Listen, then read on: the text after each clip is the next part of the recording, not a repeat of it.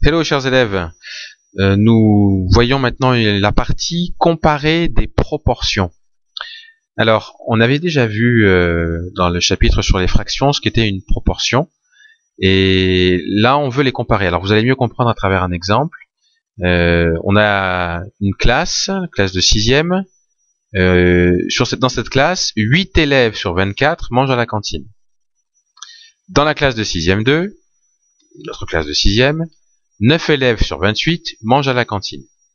Et on se demande dans quelle classe la proportion d'élèves mangeant à la cantine est-elle la plus importante.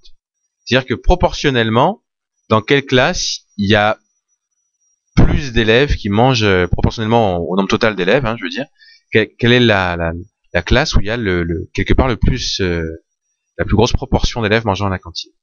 Alors, ça correspond pas au nombre d'élèves. C'est pas parce qu'il y a 9 élèves en 6e 2 qui mangent à la cantine que c'est dans cette classe-là qu'il y a la plus forte proportion. En fait, pour pouvoir comparer, il faut déterminer, enfin, on peut en tout cas déterminer le pourcentage d'élèves mangeant à la cantine dans chaque classe. Alors, on a vu dans une vidéo précédente comment déterminer un pourcentage. Donc, je vous renvoie à cette vidéo si vous voulez déterminer le pourcentage d'élèves dans la classe de 6e 1 qui mangent à la cantine. Si on vous demande quel pourcentage d'élèves en 6e 1 mangent à la cantine, le calcul qu'il faudrait faire, c'est le 8 fois 100 divisé par 24.